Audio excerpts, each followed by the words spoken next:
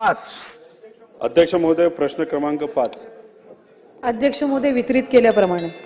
अध्यक्ष महोदय, या प्रश्नाचं उत्तर आम्ही लाडक्या बहिणीच्या बाबतीतला प्रश्न इथं केला होता. अनेक प्रश्न होते जे कंबाईन झाले होते. त्याच्यामध्ये एक प्रश्न होता, म्हणजे माझे तसे 3 प्रश्न आहेत. त्यातला पहिला प्रश्न असा आहे की आमच्या या माता भगिनींना तुम्ही जे लाडकी बहीण योजना दिलेली आहे ती योजना देण्यासाठी तुम्ही अंगणवाडी सेविकांचा वेळेचा वापर हा फॉर्म भरण्यासाठी तिथं केला होता आणि प्रोत्साहन म्हणून त्यांना तिथं 50 रुपये तुम्ही देणार होता. त्याचा आकडा हा तसं बघितलं तर तो तसा मोठा जातो. माझा पॉइंटेड प्रश्न असा आहे की त्यांना आतापर्यंत पैसे प्रोत्साहन जे अंगणवाडी सेविकांना तुम्ही देणार होता ते पैसे मिळालेले नाहीत. ते हे सेशन संपूच तर ते पैसे त्यांच्या अकाउंटला तुम्ही पाठवणार आहात का, असा माझा पॉइंटेड प्रश्न आहे. दुसरा माझा प्रश्न आहे, अध्यक्ष महोदय, आता आपण म्हणजे मंत्री महोदयांनी वरच्या हाऊसमध्ये उत्तर देत असताना असं उत्तर दिल्यासारखं आम्हाला आठवतंय की कृषी सन्मान योजना ज्या ज्या महिला शेतकऱ्यांना मिळते त्यांना तुम्ही लाडक्या बहीण योजनेतून त्या ठिकाणी त्यांचं नाव वगळणार आहात. आमचं एवढंच म्हणणं आहे की लाडकी बहीण योजना तुम्ही कोणासाठी आणली तर महिलांसाठी आणली. कशासाठी आणली तर महिलांना आर्थिक सक्षम करण्यासाठी आणली. आता याच्यामध्ये केंद्र सरकार ही कृषी सन्मान योजना का देते तर शेतकऱ्यांना अनेक अडचणी असतात. सोयाबीनचे भाव टिकत नाहीत, तिथं फर्टिलायझरचे भाव वाढलेले आहेत, खर्च परवडत नाही, म्हणून शेतकऱ्याला सक्षम करण्यासाठी तो पैसा तिथं दिला जातो. तर आमचं मत असं आहे की हे 2 योजना मिक्स न करता तुम्ही जी योजना लाडक्या बहिणीसाठी दिलेली आहे, कारण का इलेक्शनच्या काळामध्ये या महिलांना ज्यांना अध्यक्ष महोदय महत्वाचा आहे, कृषी सन्मान योजना ज्यांना दिली जात होती तो आकडा तुमच्याकडे असताना त्यांची नावं असताना सुद्धा अशा 20 ते 25 लाख महिलांना तुम्ही ही लाडकी बहीण योजना दिली. मग आता तुम्ही जर त्यांचं नाव वगळणार असाल तर कुठेतरी एक संदेश असा जातो त्यांचा वापर फक्त इलेक्शन पुरता केला.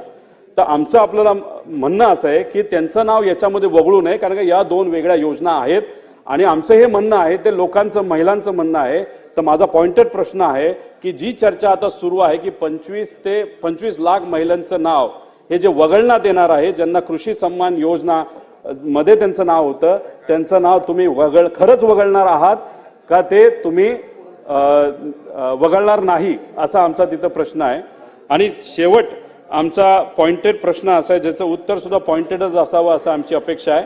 इलेक्शनच्या काळामध्ये तुम्ही शब्द दिला होता, तुम्ही विविध ठिकाणी बोलला होता की 1500 रुपयाचा आम्ही 2100 रुपये हे आमच्या माता भगिनींना तिथं तुम्ही या योजनेच्या माध्यमातून येणार. पॉइंटेड उत्तर आम्हाला असावं, तुम्ही ते 2100 रुपये या अधिवेशनामध्ये करणार आहात का करणार नाही, असं उत्तर त्या ठिकाणी तुम्ही तिथं द्यावं. अध्यक्ष महोदय, पहिला प्रश्न जो सन्माननीय सदस्य रोहितजींनी या ठिकाणी विचारला, आम्ही ज्या वेळेला मुख्यमंत्री माझी लाडकी बहीण ही योजना घोषित केली त्यावेळेला अंगणवाडी सेविका ज्या पात्र लाभार्थ्यांचे फॉर्म भरतील त्यांना त्या ठिकाणी या संदर्भातलं इन्सेंटिव्ह हे देण्यात येईल अशा पद्धतीची घोषणा केलेली होती. तरतूद ही त्या योजनेच्या अंतर्गत केली आणि जवळपास 31 कोटीपेक्षा अधिक जी इन्सेंटिव्हची रक्कम आहे ही प्रत्येक जिल्ह्याच्या महिला कार्यक्रम बालविकासचे जे जिल्हा कार्यक्रम अधिकारी आहेत त्यांच्या इथं जमा केलेली आहे आणि जवळपास 26 जिल्ह्यांपेक्षा अधिक त्या ठिकाणी जिल्ह्यांमधल्या ज्या अंगणवाडी सेविका आहेत यांच्या खात्यामध्ये ती जमा होण्याची सुरुवात सुद्धा झालेली आहे. त्याच्यामुळे इन्सेंटिव्ह ज्याची तरतूद ही राज्य शासनाकडनं विभागाकडनं करण्यात आलेली आहे ती त्या संबंधित अंगणवाडी सेविकांना वितरित करण्याची सुरुवात ही त्या ठिकाणी झालेली आहे आणि ती प्रक्रिया सुरू आहे. या व्यतिरिक्त जो त्यांनी प्रश्न विचारला तो कृषी विभागाच्या नमो शेतकरी योजनेच्या संदर्भामध्ये आपण विचारला असेल.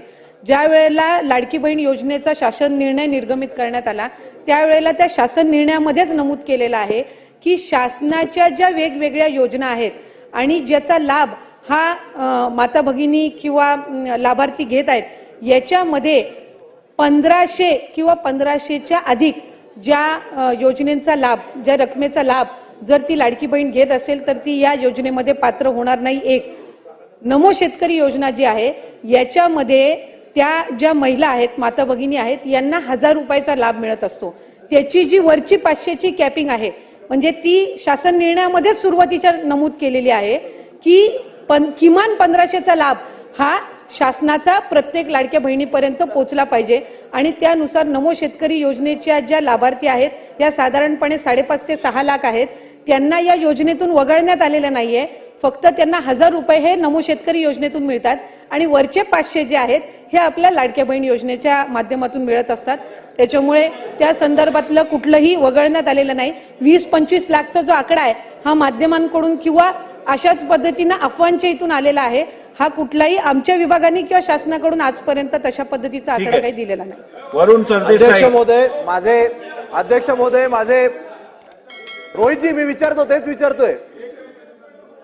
अध्यक्ष महोदय माझे अध्यक्ष ठीक आहे, अध्यक्ष महोदय त्यांना बोलू दे, अध्यक्ष बोला. महोदय माझे 3 स्पेसिफिक प्रश्न मंत्री महोदय यांना आहेत. अहो तेच देतील ना, अहो, मी तेच विचारतो ना विचारतात, परत. 2100च विचारतात, त्यांना संधी तर द्या. अहो मला बोलू द्या ना. आता सगळे माझे- प्रश्न तुम्हीच विचारणार, त्यांना माझे एक संधी 3 तर द्या. स्पेसिफिक प्रश्न आहेत. निवडणुकीच्या पूर्वी जेव्हा माझी लाडकी बहीण योजना जाहीर केली तेव्हा त्यावेळी किती लाभार्थी आपण होते? त्यानंतर निवडणुकीच्या नंतर जेव्हा सगळे निकष लावण्यात आले, घरात गाडी असेल, दुसरी योजना मिळत असेल, त्यामुळे एक्झॅक्ट आकडा किती आहे, किती लाडक्या बहिणींना अपात्र करण्यात आलं, ज्यांना आधी योजनेचा लाभ मिळत होता आता मिळत नाहीये. आणि तिसरा स्पेसिफिक प्रश्न, सरकारने सांगितल्याप्रमाणे महायुतीच्या वचननामात असल्याप्रमाणे मंत्री महोदयांनी कृपया आम्हाला सांगावं की लाडक्या बहीण योजनेचे 2100 रुपये आपण देणार की नाही? Yes or no? अध्यक्ष महोदय, आपल्या माध्यमातून मला सभागृहाला त्या ठिकाणी नमूद करायचंय की ऑक्टोबर 2024 मध्ये ज्या वेळेला आचारसंहितेच्या आधीचा लाभ वितरित करण्यात आला होता त्या लाभार्थ्यांची संख्या 2,33,64,000 सुमारे इतकी होती. फेब्रुवारी महिन्यामध्ये जो आता आपण लाभ वितरित केला त्याची संख्या ही साधारणपणे 2,47,00,000 पेक्षा आहे. याचा अर्थ असा की आचारसंहितेच्या आधी 2,33,00,000 होती आणि आता 2,47,00,000 आपण महिलांना लाभ हा त्यांच्या खात्यामध्ये जमा केलेला आहे. आणि 2100च्या संदर्भातला जो निर्णय आहे, महायुतीच्या सरकारने ही महत्वाकांक्षी योजना आणलेली आहे आणि महिलांना 1500चा लाभ वितरित करणारे महायुतीचं सरकार हे एकमेव सरकार आहे. त्याच्यामुळे त्यांच्या आयुष्यामध्ये हा जो आनंद आहे हा अशाच पद्धतीने ही योजना राहणार आहे. आणि 2100च्या संदर्भातला योग्य तो निर्णय आमचे मुख्यमंत्री देवेंद्र फडणवीस साहेब आणि दोन्ही उपमुख्यमंत्री योग्य वेळी घेतील.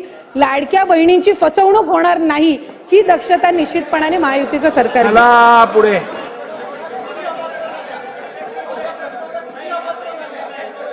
चला, सगळं समाधानकारक झालेलं आहे. प्रश्न क्रमांक 6. प्रश्न क्रमांक 6. अध्यक्ष महोदय प्रश्न क्रमांक 6 मध्ये छापल्याप्रमाणे कोण आहेत? छापल्याप्रमाणे अध्यक्ष महोदय. अध्यक्ष महोदय